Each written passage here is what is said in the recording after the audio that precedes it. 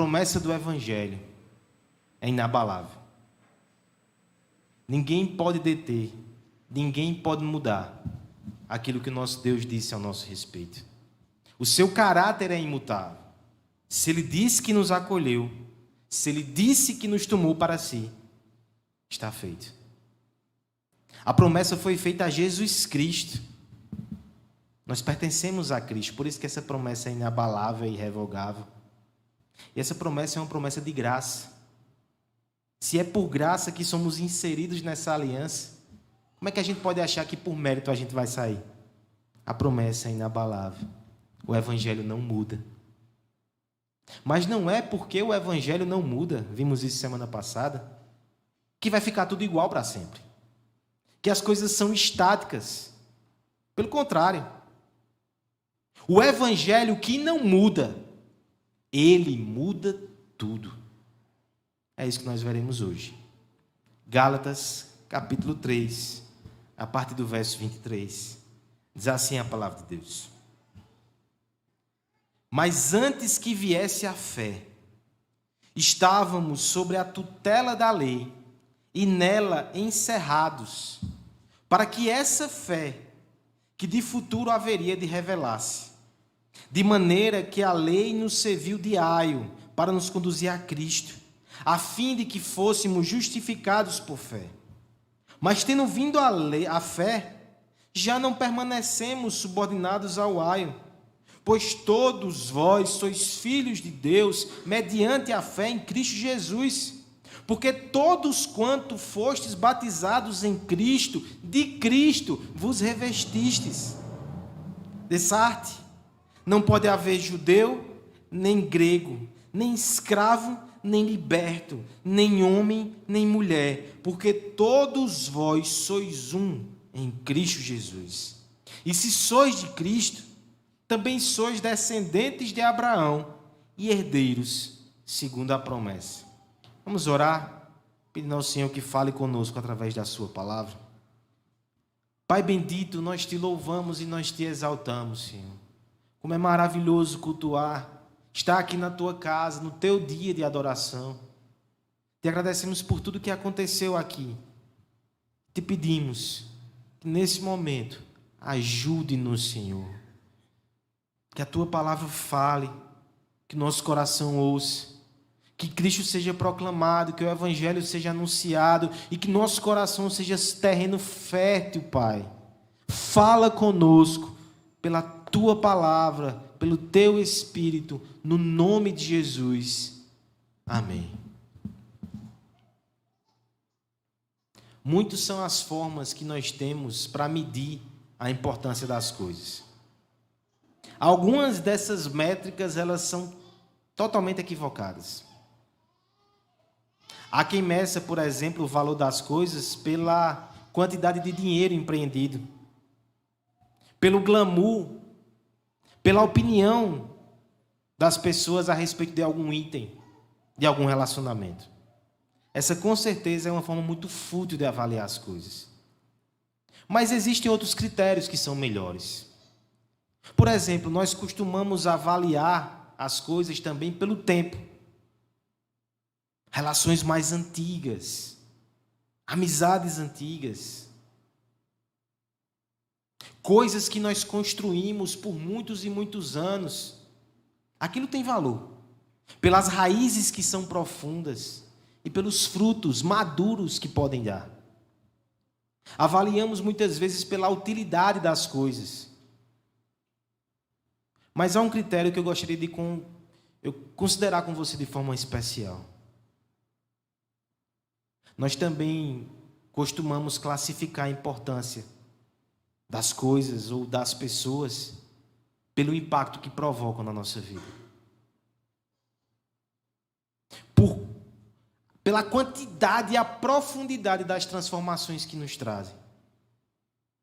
Esse é um critério que pode ser usado por todos, desde as crianças. Quando elas aprendem a falar, é uma pequena mudança, mas que abre para elas um mundo de comunicação. É muito impacto, é muita transformação. Por isso que aquilo é tão valioso. Alguns de nós tiveram impactos gigantescos quando tiveram o primeiro emprego, ingressaram na faculdade. Muito mudou na sua vida depois que vocês provaram essa certa liberdade e tiveram experiências no mundo. Alguns aqui se mudaram, passaram por muita coisa, voltaram, e aquilo causou transformações. O que falar de relacionamentos profundos, né? Como casamento. Casais recém-casados aqui, casais com muitos anos, e que são testemunhas de como esse relacionamento trouxe impacto às suas vidas e os transformou. Eu digo tudo isso nessa noite para que você pegue esse critério e aplique agora a obra de Cristo. Você consegue imaginar a sua vida antes de Cristo? Você lembra como foi impactante no dia que você entrou num relacionamento com Jesus? No dia que você ingressou nessa aliança? No dia que você o recebeu como seu e foi recebido por Ele? Como tudo mudou! De fato, irmãos, o Evangelho, ele é muito valioso. Ele é muito maravilhoso, também em razão dos impactos que provoca. O Evangelho, ele não afeta somente algumas coisas, não. Ele afeta tudo. E ele afeta as coisas mais importantes da nossa vida. Paulo precisa relembrar esses irmãos a esse respeito, porque, mais uma vez, considere o propósito dele nessa carta. Ele está falando sobre irmãos que estavam se afastando, e ele está defendendo a importância do Evangelho. E no capítulo 3, ele faz toda uma teologia bíblica aqui, que nós estamos nos debruçando sobre ela nas últimas semanas. Ele começa lá na promessa de Abraão, ele passa pela lei de Moisés, e ele chega nos Gálatas novamente. E agora, para concluir isso, ele vai sumariar todas essas coisas. Do verso 23 ao 29, você vai ver ele falando sobre lei, sobre promessa, sobre Abraão de novo.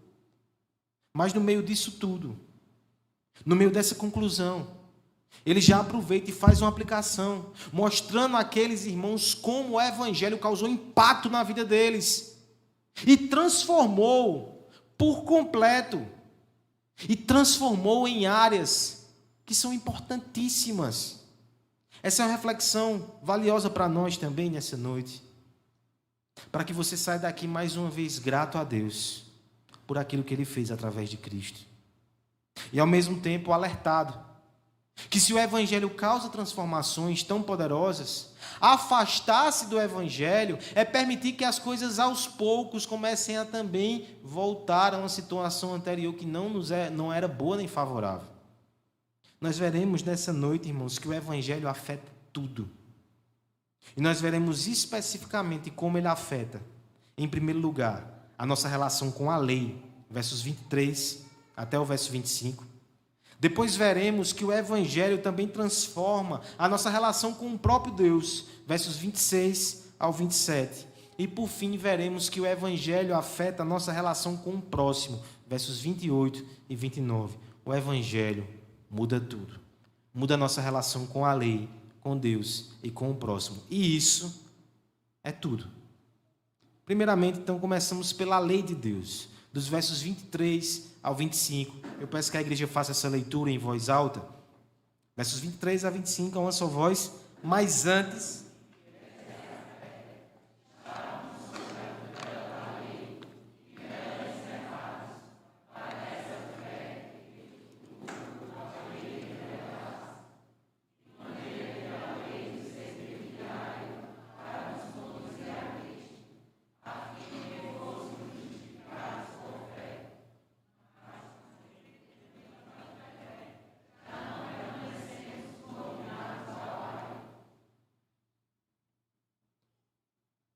Todos os homens, eles têm alguma relação com a lei de Deus.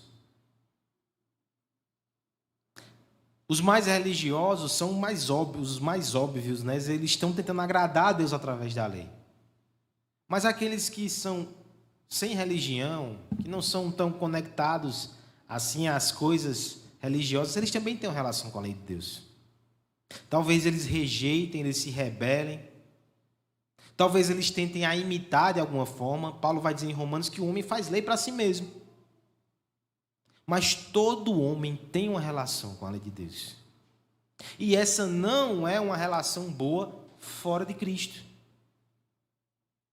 As pessoas mais corretas, as pessoas mais rigorosas, as pessoas mais exemplares, até elas, inclusive elas, têm uma relação de tensão com a lei. O verso 23 começa com esse argumento, porque ele fala sobre o povo da lei, o povo de Israel. E se esse povo tinha uma relação conturbada com a lei, quem fica de fora? O verso 23 diz assim: mas antes que viesse a fé, fazendo uma referência à vinda de Cristo, estávamos sobre a tutela da lei e nela encerrados, para que essa fé de futuro, que de futuro haveria de revelar-se. Olha como era a relação daquele povo com a lei. Eles estavam encerrados sobre a lei. O encerrado aqui passa também a imagem do encurralado. Encurralado pela lei. É como se o judeu do Antigo Testamento, o homem temente e piedoso, por alguns instantes ele pensasse que ele era justo e bom. E como tal, ele pensasse, não, então eu vou me mover na direção de Deus, pela minha justiça, pela minha obra. E quando ele dava alguns passos, a lei colocava grades e ele era barrado. Ele percebia naquela lei pecados. Então talvez ele pudesse dizer, não, aqui eu não consigo ir. Me virarei na outra direção. Darei o balão, mas eu chegarei até Deus. Isso foi um breve transtorno que eu vou conseguir contornar aqui. Mas quando ele se vira nessa direção, mais uma vez, as grades estão ali e ele não consegue. Encerrados. Para onde quer que ele andasse, para onde quer que ele se virasse, haviam as grades da lei para mostrar que ele era pecador e ele estava sob cativeiro. Mas há um detalhe interessante no texto, que ele tem outra figura, né? Não só estava encerrado, antes o texto vai dizer que estava sob tutela da lei. A lei nos prendia, mas ela fazia isso com um objetivo. Ela ia nos levar para algum lugar. Estávamos sob sua guarda, sob sua responsabilidade até. Ela iria nos conduzir à fé. Paulo já vinha desenvolvendo esse argumento. Mas veja que agora ele vai usar uma figura muito interessante. Verso 24. De maneira que a lei nos serviu de aio. Pastor, que interessante. Eu nunca pensei na lei como um aio. Mas o que é aio mesmo? É o freio, né, de burro? É o quê? Aio. Na sua tradução do grego, talvez você vai entender mais do grego do que a tradução que está aqui. A palavra literal aqui é paidagogos. Pedagogo. O aio, ou pedagogo no grego, era um escravo que ele estava ali só para disciplinar os filhos. Ele nem era o professor na escola, o mestre. Mas ele era alguém que pegava a criança, acompanhava ela dentro de casa, levava ela até a escola, ficava supervisionando para ver se aquela criança ali estava aprendendo, estava se comportando. E o pedagogo, ele tinha alguns instrumentos, inclusive. Ele tinha autorização para castigar a criança fisicamente, para que ela entrasse na linha. O pedagogo disciplinava. Aí você está dizendo, pastor, você tem um telefone de um pedagogo aí para nos ajudar? Agora veja como essa figura é interessante.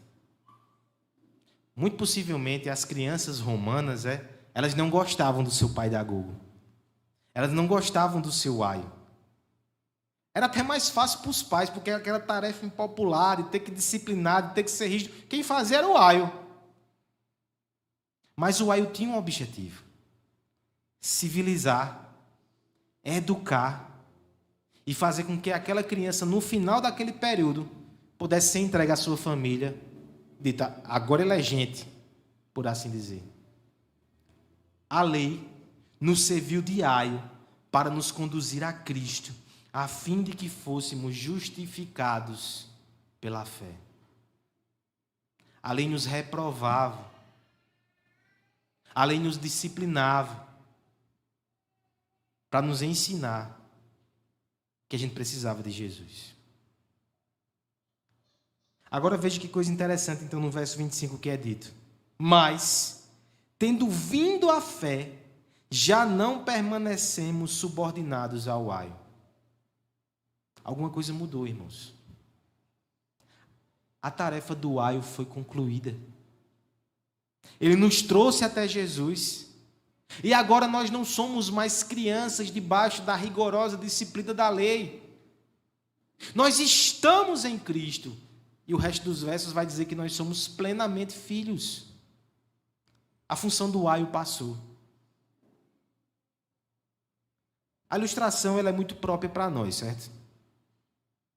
Porque, por exemplo, se o aio é um professor, disciplinador, é um mestre, quando a criança ela alcança a sua maturidade, ela é aprovada, ela não vai rejeitar tudo que aprendeu com a lei. Ela aprendeu, ela internalizou, ela assumiu para si aquele valor e aquela disciplina. Ela vai respeitar, ela vai viver segundo aquilo que aprendeu. Ela foi educada naquilo. Mas ela não está mais debaixo do regime de terror. Ela não ouve as ameaças mais. Ela não vai sofrer os castigos e as maldições. No que diz respeito à nossa relação com a lei e com Cristo, irmãos. Você não despreza a lei de Deus. Você não a toma por obsoleta e diz, não, graças a Deus que eu estou no Evangelho, eu estou na graça, eu estou em Cristo. Vai-se embora, lei. Viverei da forma que quero. Não, você não faz isso. Você aprendeu o caminho da lei. Mas agora os trovões não são mais ouvidos por você. As ameaças de morte, de condenação, a exclusão, isso não faz parte mais do seu dia a dia. Você não está mais subordinado à lei como seu aio. Na prática, irmãos, há uma ilustração muito interessante de Paul Washer que me ajuda a entender esse texto. Ele falou em certa ocasião sobre um professor de física, muito conceituado, mas que ele era um terrível carrasco nas suas provas. E a gente se pergunta, né? Tem como ser professor de física e não ser carrasco nas provas? Enfim, fica o questionamento aí para você. Mas aquele homem, ele, numa prova final, ele prepara a sua tradicional prova com questões dificílimas. E ele chega para a sua sala ali com 20 alunos que passaram semanas estudando, madrugando, e agora ele distribui aquelas provas. Só que antes de começar, ele diz, eu tenho uma boa notícia aqui.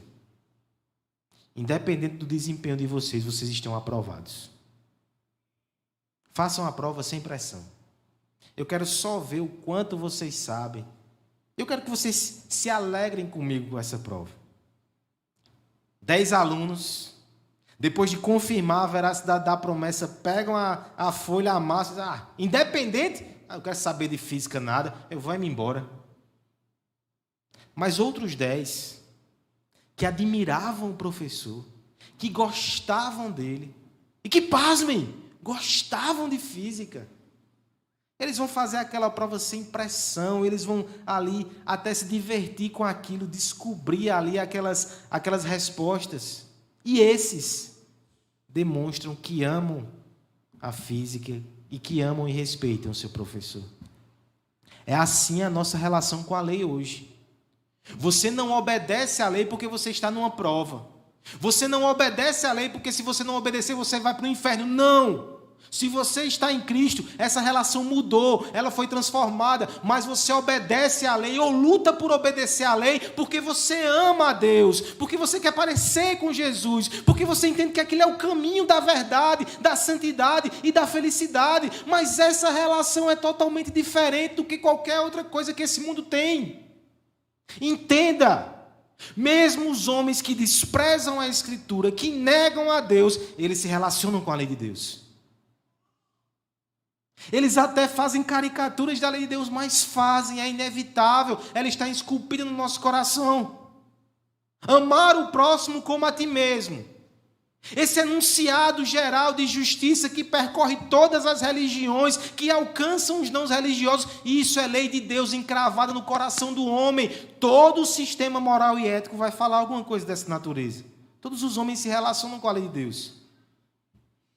Mas sem o Evangelho, isso só vai trazer frustração, porque o religioso não consegue cumprir a lei, o não religioso também não consegue. Os homens fazem as suas normas de conduta social, cancelam os outros e daqui a pouco se cancelam também.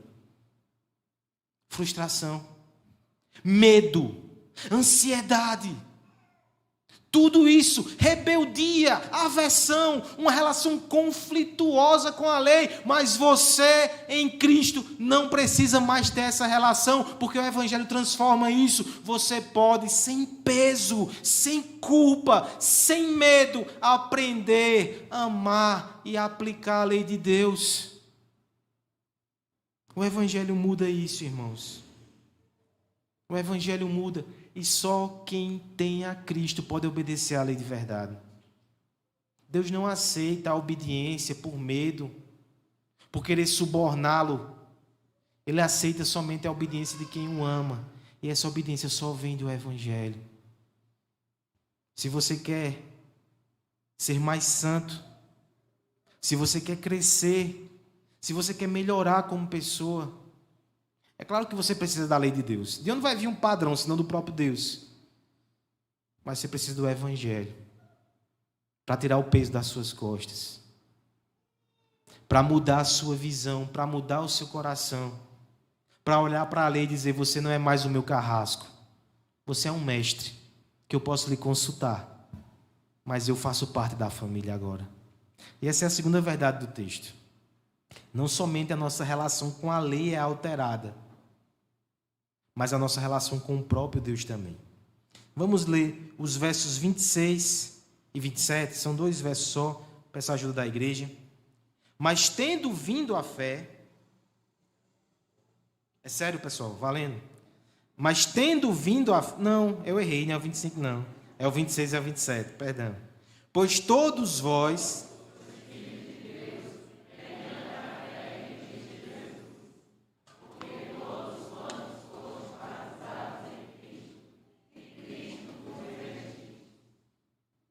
Todos os homens têm relação com a lei de Deus, porque todos os homens têm relação com Deus. Todos os homens. Até mesmo aqueles que o negam, até mesmo aqueles que o rejeitam, eles ainda têm uma relação com Deus, quer queiram, quer não. A grande questão é que nem toda relação é boa. Você pode pensar assim nos 2 filhos, né? Um filho que tenta a todo custo obter a aprovação do seu pai, e faz tudo o que o pai quer, e às vezes anula as suas vontades, segue caminhos que não queria seguir somente para a aprovação do pai. Esse tem uma relação com o pai. Mas também tem uma relação com o pai aquele que faz tudo o contrário, que acha que é senhor da sua vida, mas tudo que o pai fala, vou fazer o contrário. Ele também tem uma relação, ele também está sendo dominado por essa relação. Todo homem tem uma relação com Deus. Mas a figura da paternidade, irmãos, não cabe em todas essas relações. É importante frisar isso. A Escritura vai nos dizer que todos somos criaturas de Deus. Todos foram criados por Deus. Como criaturas, nós temos um senso de dependência, nós dependemos de Deus. Como criaturas, nós temos uma série de responsabilidades e obrigações, já que Ele fez, e Ele é que manda. Mas, ao mesmo tempo, nós somos criaturas rebeldes por causa do pecado. E essa é a relação da humanidade em geral com Deus. Criados, mas que se rebelam. E agora estão debaixo da culpa, estão debaixo do desprazer, estão debaixo do terror divino. Acontece que, por graça, Ele tem acolhido homens e mulheres como filhos. Ele faz isso por graça, porque Porque não é que todo mundo seja filho de Deus, não. A Bíblia não diz isso, irmãos. Alguns são feitos filhos de Deus em Cristo. Por quê? Porque Deus só tem um filho. Não é você não, certo? É Jesus Cristo. Quem está em Cristo é filho de Deus através dele. Mas fora de Cristo, o único relacionamento que nós temos com a divindade é um relacionamento de culpa, é um relacionamento de medo, de temor, de rebeldia. Porque o homem foi criado para Deus, ele é teo-referente, como alguns teólogos falam, mas ele está em inimizade com esse Deus. Sabe aquele sentimento de culpa que tantas pessoas sentem? E que às vezes tentam negar esse sentimento como se ele fosse uma doença, quando na verdade essa culpa tem razão. Nós estamos afastados de Deus, nós temos carência profunda de Deus. É por isso que o verso 26, feito todo esse panorama, esse pano de fundo, é um dos versos que deveria ser guardado em nosso coração da Bíblia. Sabe por que a gente tem uma relação diferente com a lei? Pois todos vós sois filhos de Deus mediante a fé em Jesus. Veja, ninguém é filho de Deus por mérito. Ninguém é filho de Deus por nascença. A sua descendência natural ela não vem de Deus. A minha vem de Aloísio, Rosilda. Mas Deus, se a gente for puxar nessa árvore genealógica, né? Ele tem um filho que é Cristo. Mas através de Cristo, ele tem tantos outros filhos. Olha só como o verso 27 vai explicar que isso acontece pelo Evangelho. Porque todos quanto fostes batizados em Cristo, de Cristo vos revestistes. A ideia aqui do revestir, ela é uma ideia que aponta para a obra da cruz. As roupas de Cristo estão sobre nós. Você lembra de uma história do Antigo Testamento? Lá em Gênesis. Jacó, ele quer a bênção do pai. Mas o pai não quer dar a Jacó, ele quer dar a Esaú. Jacó, então, em conluio com a sua mãe, ele pega as roupas de Saul para ficar com cheiro de Saul. Ele coloca pele de animal ao redor da sua pele, porque Saul era peludo. Esaú, né? Esaú, obrigado. Ele prepara um cozido, porque Esaú era caçador. Então, quando ele chega diante do seu pai, Isaac, que está velhinho, que está cego, ele sente o cheiro do seu filho. Ele pega as roupas, ele pega a pele, ele dá a bênção. Só que com o nosso Deus não é assim que acontece. Ele não é um velhinho debilitado que foi enganado, não. É Ele mesmo que envia o seu filho. É Ele mesmo que permite que o seu filho tenha as suas vestes reais arrancadas. Para que a roupa de Cristo, para que a justiça de Cristo estivesse sobre mim e sobre você. Pense na seguinte figura, na seguinte imagem. Você é uma criança que vem da rua ali. E você chega dentro da porta da família celestial. A porta se abre e você é convidado para entrar. Mas você olha para as suas roupas, olha para a sua condição e diz: eu não posso estar aí. Como é que eu vou entrar nessa casa? Como é que eu vou fazer parte dessa família com essas roupas? O pai, ele sai fora e ele te dá as roupas do filho. A justiça do filho. É por isso que você pode entrar. É por isso que você faz parte dessa família. Entenda então, irmãos, que essa boa nova, ela vai no fundo do nosso ser. E ela muda a relação principal. A relação principal que define a sua identidade, a sua felicidade, não é a relação com seu esposo, sua esposa. Talvez você nem a tenha. Não é relação com os seus filhos, não é relação com o seu pai, não é relação com os seus colegas de trabalho, que é a principal para definir a sua identidade e a sua felicidade.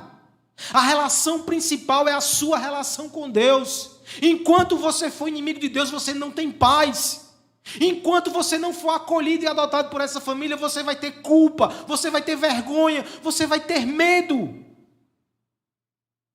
Mas quando você recebe as roupas de Cristo, tudo muda.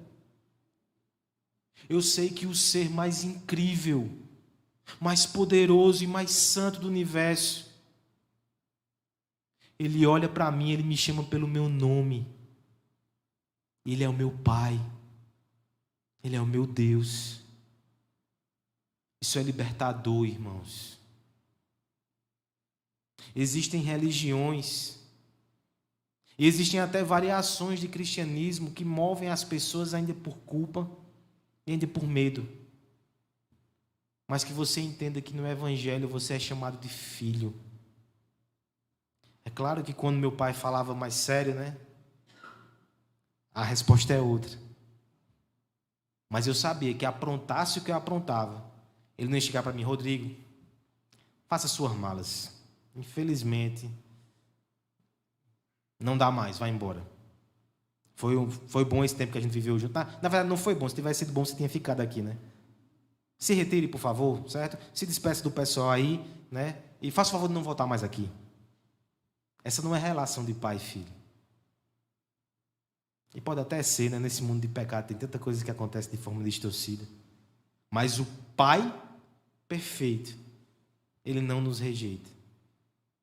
E sabendo que você é filho de Deus, isso tem que afetar a sua vida por completo. Talvez você ainda sofra muito porque você quer a aprovação dos outros. Talvez você queira a aprovação de Deus porque você tem inseguranças com relação a isso e você não se permite falhar e você não se permite descansar e você vive uma vida cheia de fardos. Ele é seu Pai, acredite e creia. Você pode ter momentos que você é só uma criança de Deus, que você está só brincando, que você está só sorrindo, que você só está aproveitando aquele momento de comunhão com seu Pai. Você é filho. Não esqueça disso. É o Evangelho que muda essa relação. Agora, é claro que eu preciso que você se certifique disso, né? Você está em Cristo. Se você está em Cristo, você pode dizer: Deus é o meu Pai. Se você não está, talvez isso te choque.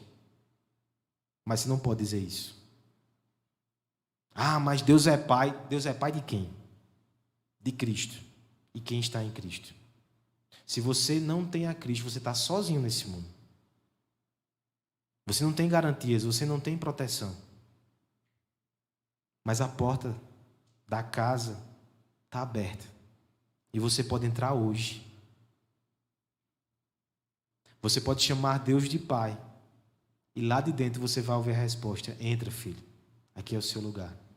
Através de Jesus Cristo. O Evangelho, ele muda tudo, irmãos. Ele muda a nossa relação com a lei. Ele muda a nossa relação com Deus. Ele muda até a nossa relação com o próximo. Versos 28 e 29, e nós encerramos o texto nessa noite. Peço que os irmãos leiam, por favor. Dessarte.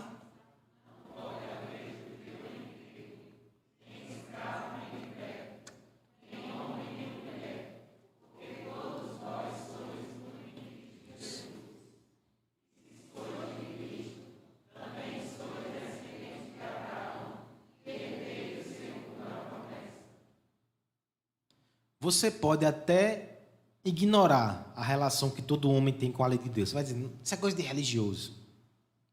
Você pode até ignorar que é muito importante a relação que os homens têm com Deus. Mas o que você não pode ignorar é que é importantíssimo o relacionamento que nós temos uns com os outros. A relação com o próximo, ela define muito da nossa vida. E essa área também é atingida pelo Evangelho como uma consequência. Olha o que vai ser dito aqui. Por causa do Evangelho, por causa da justificação pela fé, por causa da adoção que nós temos, não pode haver mais judeu, nem grego, nem escravo, nem liberto, nem homem, nem mulher. Primeira coisa, esse texto não está falando que não existe mais essas distinções. Esse texto não está, com uma discussão contemporânea, não está falando de ideologia de gênero, né? Não tem homem, não tem mulher. Não é isso. Até porque senão seria um esquizofrenia do próprio Paulo, porque em Efésios ele vai falar sobre homem, mulher, marido, enfim, está tudo ali. O texto não anula distinções. Judeu continua sendo judeu. Grego continua sendo grego.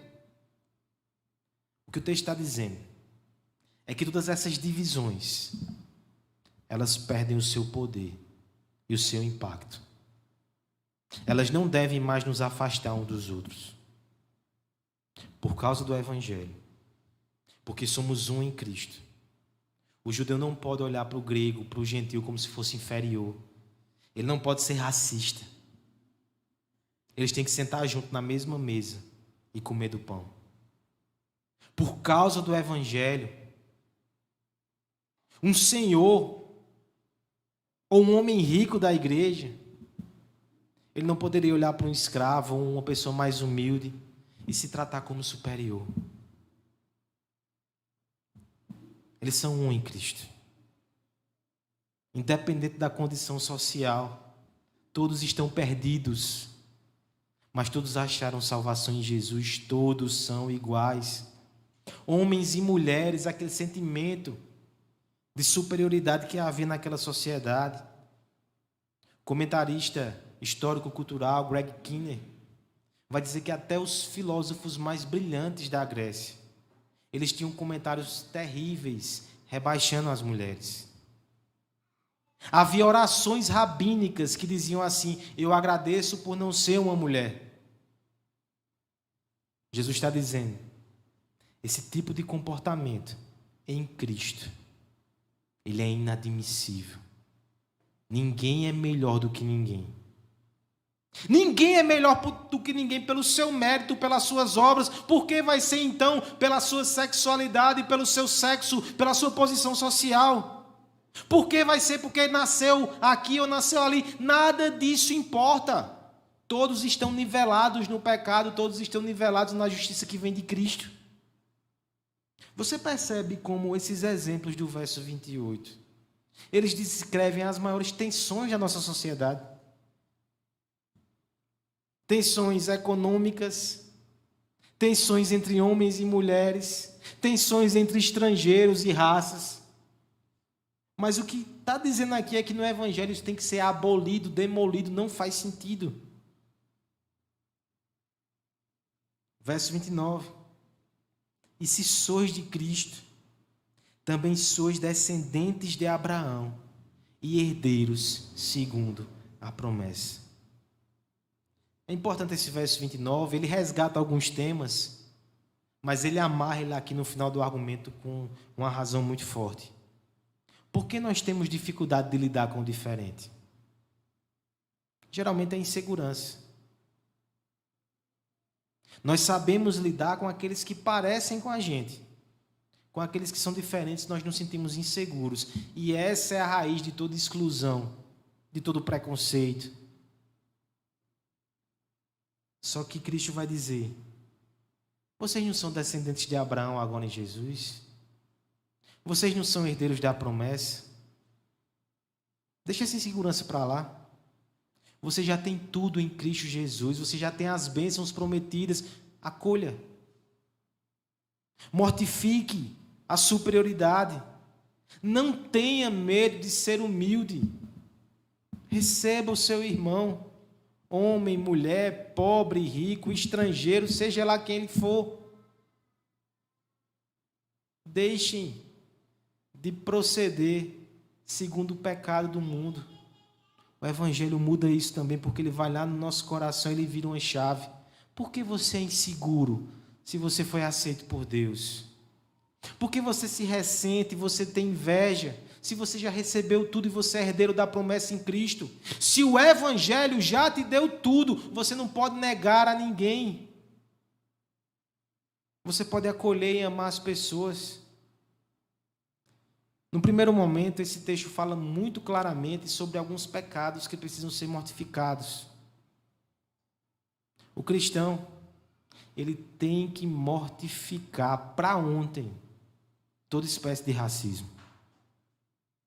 Ele tem que mortificar para ontem toda espécie de orgulho porque é homem, machismo, ou mulher também que tem uma visão dos homens que não condiz com a palavra de Deus. Ninguém deve ser tratado diferente por causa disso. Preconceitos sociais. Olhar as pessoas de forma diferente pela sua classe. Seja o rico que esnoba o pobre.